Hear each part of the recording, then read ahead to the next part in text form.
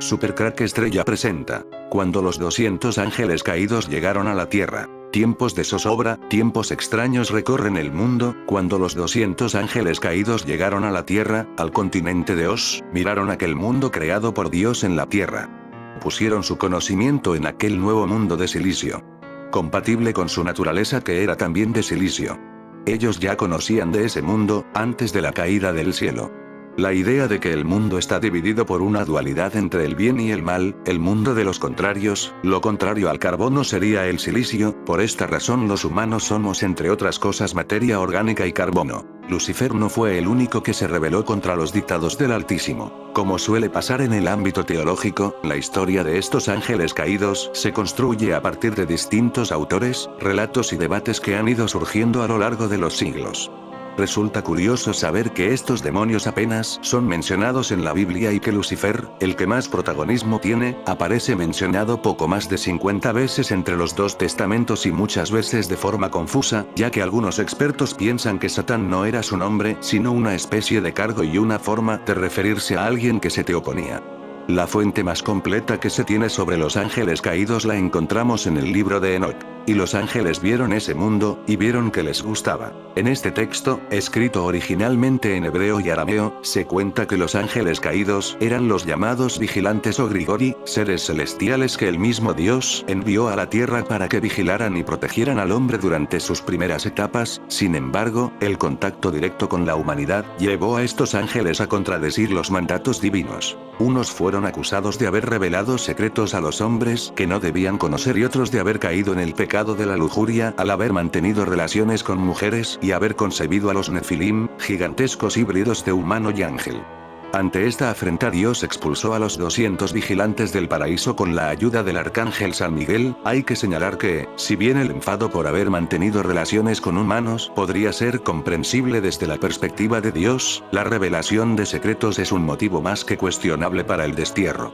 Sabemos que Dios creó a los ángeles antes de que creara el universo físico. El libro de Job describe a los ángeles adorando a Dios mientras él estaba creando el mundo. ¿Dónde estabas tú cuando yo fundaba la tierra? Házmelo saber, si tienes inteligencia, ¿quién ordenó sus medidas, si lo sabes? ¿O quién extendió sobre ella cordel? ¿Sobre qué están fundadas sus bases? ¿O quién puso su piedra angular, cuando alababan todas las estrellas del alba, y se regocijaban todos los hijos de Dios? Job 38, 4, 7. Si consideramos la función de los ángeles, podríamos concluir que Dios creó los ángeles justo antes de la creación del ser humano, porque uno de sus deberes es ser espíritus ministradores, enviados para servicio a favor de los que serán herederos de la salvación. Hebreos 1, 14. Sabemos también que existieron antes del jardín del Edén, porque Satanás, que anteriormente fue el ángel lucero, ya estaba presente en el jardín en su estado de ángel caído. Sin embargo, ya que otra función de los ángeles es adorar a Dios alrededor de su trono, Apocalipsis 5, 11, 14, ellos pudieron haber existido por millones de años, a medida que calculamos el tiempo, antes de que Dios creara el mundo, adorándolo y sirviéndolo. Lo más perturbador es que las fuerzas navales del mundo se encuentran asentadas en el área descrita históricamente como el río de agua dulce que sale del Edén, que es la ubicación exacta dada por los antiguos textos babilónicos para el asiento de la principal base submarina de los vigilantes. ¿Dónde llegaron los ángeles caídos? En el libro titulado The Undiscovered Islands, las islas no descubiertas, de Malachi Tayake ilustrado por Katie Scott, una frase extraordinaria nos recuerda nuestra naturaleza humana. Cuando miramos al cielo, imaginamos dioses. Cuando miramos al océano, imaginamos islas. Desde que la humanidad ha podido crear historias también ha inventado islas, y muchas de estas historias han nutrido nuestra geografía mental durante siglos y en casi todo el mundo. Algunos ejemplos de islas ficticias serían la Atlántida, que habría sido la cuna de una civilización avanzada y, según ciertos relatos, engullida por el mar. La isla Avalón, que sería el lugar del último descanso del mítico rey Arturo de Inglaterra. Y la literaria Isla del Tesoro, descrita por el escritor escocés Robert Louis Stevenson. Pero una isla fantasma no es lo mismo que una isla ficticia, pues esta última existe en la imaginación, nacida en contextos artísticos, literarios o cinematográficos, o bien, en relatos ancestrales, leyendas y mitos. Una isla fantasma, en cambio, no es aquella que cruza el mar cubierta con una sábana o tiene algo de sobrenatural, sino la que aparece en un mapa oficial por un tiempo y luego desaparece porque se comprueba que no existe. Algunas de las razones por las que una isla puede ser llamada fantasma son: haber sido originalmente ubicada en una localización errónea, haber sido reportada como tal por navegantes y exploradores, y en realidad se trataba de grupos de rocas, arrecifes o islotes, porque se trataba de conos volcánicos, montículos de lava, bancos de arena o algún otro tipo de estructura inestable que emerge, brota a la vista humana, se manifiesta por un tiempo y luego desaparece. Hoy en día, incluso con el desarrollo de mapas satelitales, a cada tanto la existencia de algunas islas fantasma sigue incluyéndose y excluyéndose de la cartografía oficial global.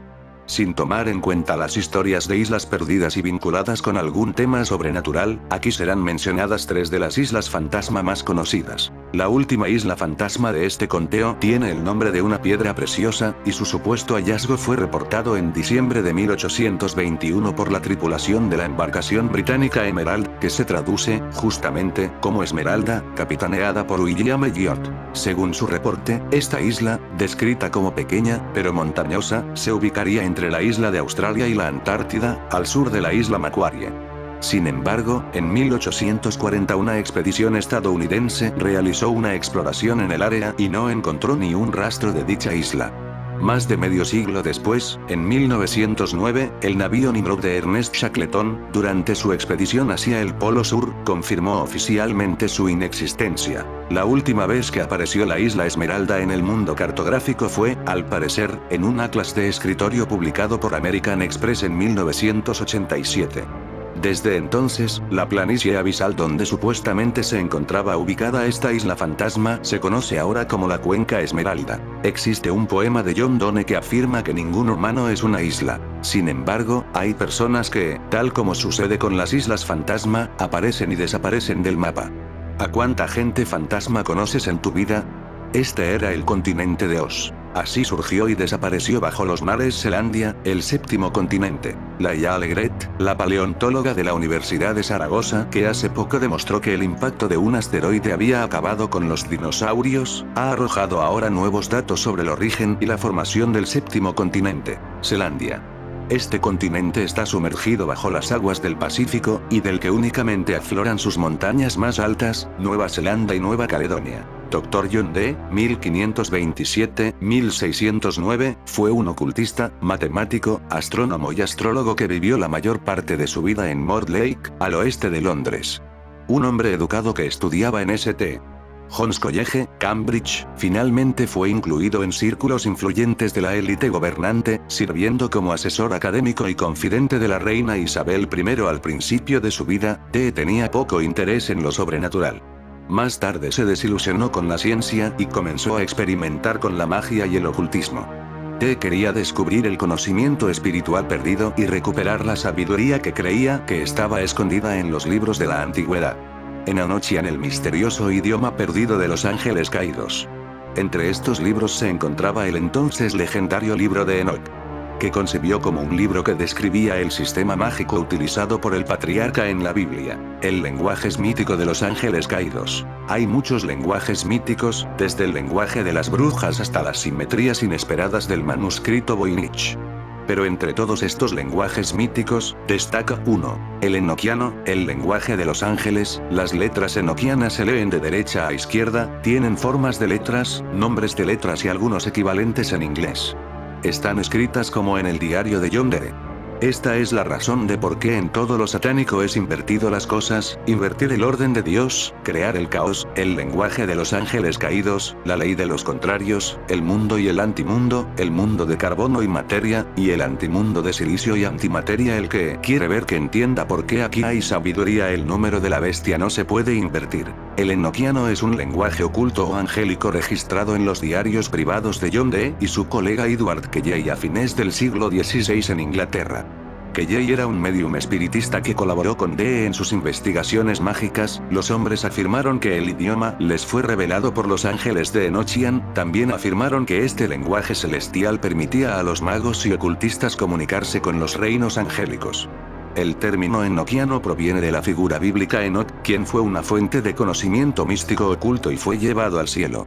Según Génesis 5:24, caminó con Dios, y Hebreos 11:5 dice que fue quitado de esta vida para que no conociera la muerte. Los diarios de Dee no se refirieron al lenguaje como enoquiano, sino que prefirieron descriptores como angélico, el discurso celestial, el lenguaje de los ángeles, el discurso sagrado adámico porque, según Dees Angels, así lo usó Adán en el paraíso para nombrar todas las cosas.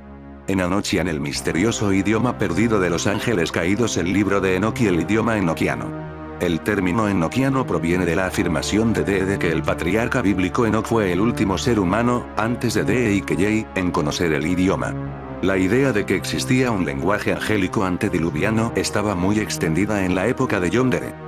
Si los ángeles interactuaron rutinariamente con la humanidad, como es evidente en muchos pasajes de la Biblia, entonces es posible que esta interacción tenga lugar en una especie de lenguaje común, un lenguaje bajo y degradado para los ángeles, pero notablemente complejo para la gente común. La primera mención de Enochian fue en 1581. John Dee anotó en su diario que Dios envió un ángel para comunicar directamente sus intenciones. En 1582, John Dee se unió a Edward Keyei como medium. Al parecer juntos lograron hacer contacto con este ángel, que les reveló algunos inicios del enoquiano. John Dee argumenta que, en resumen, el enoquiano es el lenguaje de Dios, el lenguaje que el Creador usó para dar forma objetiva a su espíritu, es decir, para crear el universo. Los ángeles son capaces de hablar este idioma al igual que Adán, pero no con los matices y sutilezas del paladar divino. Y los humanos, aún menos calificados que los ángeles, deben adherirse a una pronunciación cruda e imprecisa. En comparación, dada la complejidad del enoquiano, los lenguajes humanos suenan como balbuceos de bebés. Después del bochornoso episodio con el árbol del conocimiento, y esa manzana que nunca existió, Adán y Eva fueron expulsados del paraíso, pero se llevaron el lenguaje, el mismo que Adán había usado para nombrar todas las cosas. En cierto modo, John Dee argumenta que el enoquiano se degradó gradualmente con el tiempo hasta convertirse en lo que conocemos como protohebreo, con pocas conexiones con este idioma de los ángeles. Versiones del alfabeto en enoquiano. Hay dos versiones diferentes del alfabeto enoquiano. La primera versión se encontró en manuscript de los primeros 5 libros de misterio, y la segunda versión a menudo es más aceptada que la de Liber Loagaeth. Liber Loagaeth es un grimorio de John Dee y Enochian de Edward Keyei, basada en el dibujo original de Keyei. Algunos magos han afirmado que es el idioma más antiguo del mundo, por delante de todos los demás idiomas humanos. En algunos círculos se considera una de las variedades mágicas más fuertes y un método de contacto con inteligencias de otras dimensiones. Los críticos señalaron que la sintaxis de Enochian tiene un gran parecido con el idioma inglés natural, los idiomas de Dee y Keyei. Enochian sobrevivió en los diarios y cuadernos de John Dee y Edward Keyei, junto con algunas breves traducciones al inglés. En la actualidad, Enochian continúa siendo estudiado en profundidad por varios lingüistas destacados, aunque hay más críticos que partidarios. Reproducir una canción o cualquier otro tipo de archivo de audio al revés puede ser útil de muchas diversas formas sorprendentemente. Descubrir mensajes subliminales en canciones pop, crear efectos de sonido inusuales o aprender a tocar una canción al revés son solo algunas de las razones por las que es posible que desees invertir un audio.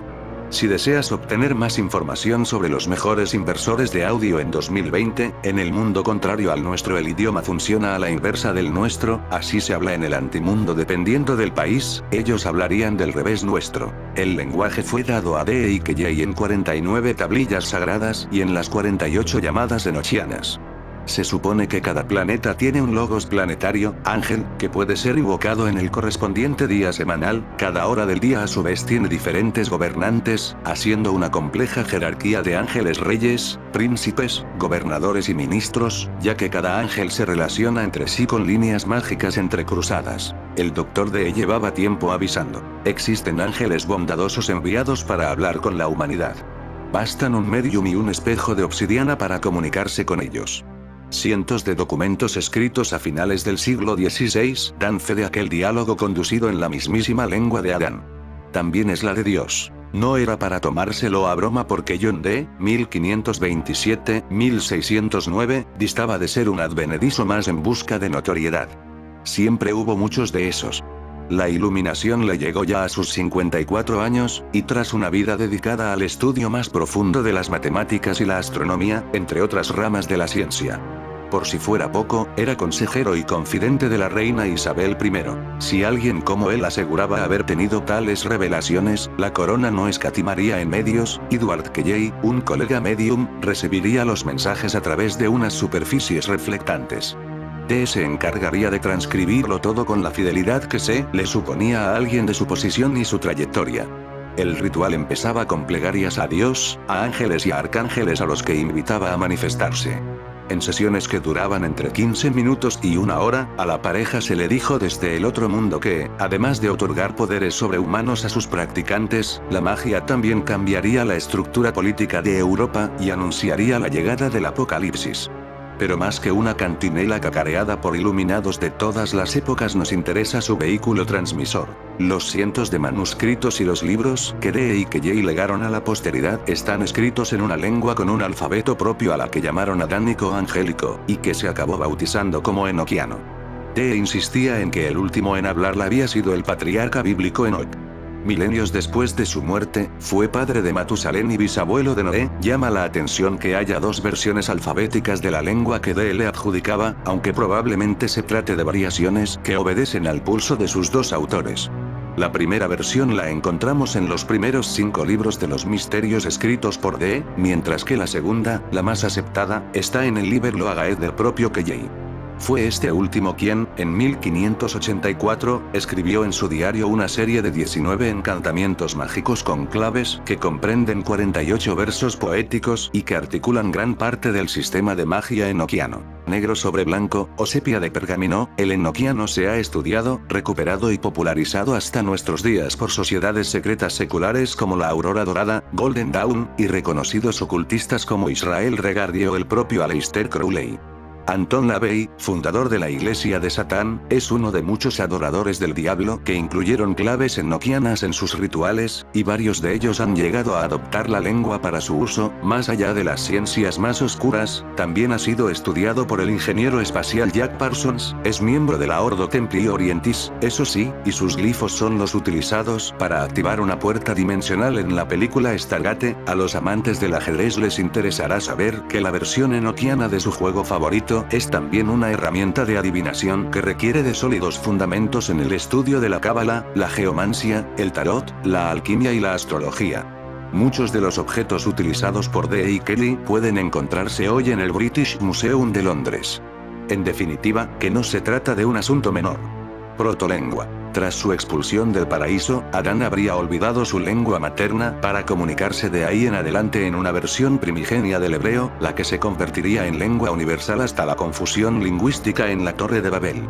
Ya hemos dicho antes que Dee aseguraba entenderse con los ángeles en una lengua común a seres humanos y divinos, pero que, desafortunadamente para creacionistas y satanistas, no resiste el menor análisis científico. El lingüista australiano Donald Laycock constató sin gran esfuerzo las diferencias entre ambas versiones del enoquiano, las que, según el experto, descartaban a la lengua de Adán como un habla consistente, que solo haya dos verbos conjugados apunta en la misma dirección, pero más que un error que se pudiera atribuir a la precipitada alfabetización de los padres de la criatura, la lengua de los ángeles presenta una sintaxis sospechosamente parecida al inglés, sujeto-verbo-objeto, en contraposición a la del hebreo, verbo-sujeto-objeto, al que presuntamente dio vida al morir.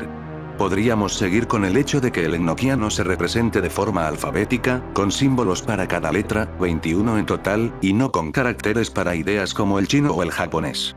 O, ya puestos, con esas formas circulares con las que se comunicaban los alienígenas en la llegada, heptápodo era lo que hablaban. No seamos crueles. Cuando Dee y Kelly sorprenden al mundo, faltaban aún 3 siglos para dar con eso que se dio en llamar lingüística moderna. Fue entonces cuando se comenzó por comparar el sánscrito, el latín y el griego y se acabó por establecer la teoría de las grandes familias lingüísticas.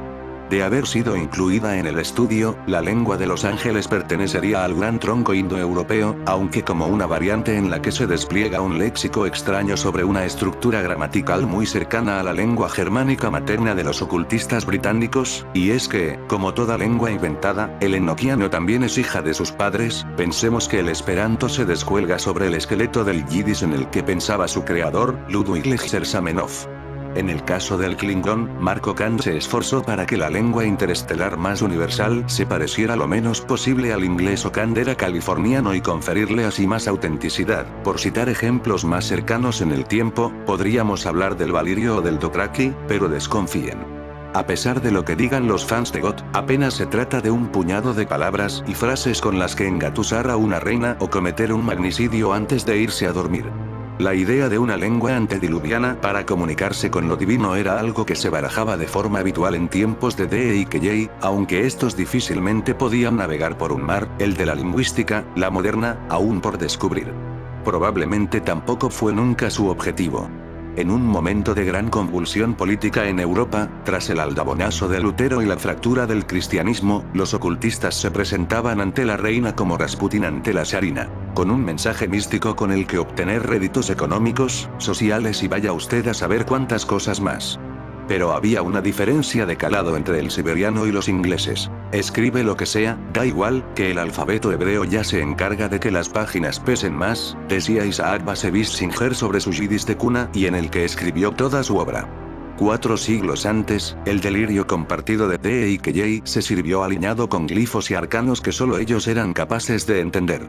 Por supuesto, nadie fue capaz de rebatirles nada en la lengua de Dios. Y terminamos este video de cabeza, como ese mundo oculto de lo llamado invertido, el lenguaje de los ángeles caídos. Saber toda la verdad es complejo, pero no hay que ser muy listo para darse cuenta de que algo está cambiando en el mundo. Cuando los ángeles caídos fueron echados y expulsados de aquel mundo de silicio, prometieron venganza, y recuperar lo que los humanos usurpando se tomaron, según ellos claro está, se tomaron todo el tiempo del mundo para trabajar su vuelta al mundo, seduciendo poco a poco con sus conocimientos, llevando al mundo a su terreno. Desde su dimensión donde fueron encerrados, fueron entrados poco a poco en nuestro mundo, mostrando algunos rasgos de su conocimiento en todo tipo de artes, hipnotizando a las almas más sensibles con sus secretos, y mostrando toda la belleza de la que ellos disponen dado su mayor conocimiento en todas las materias habidas y por haber. En fin amigos de Supercrack Estrella, si el video te gustó pulgar arriba.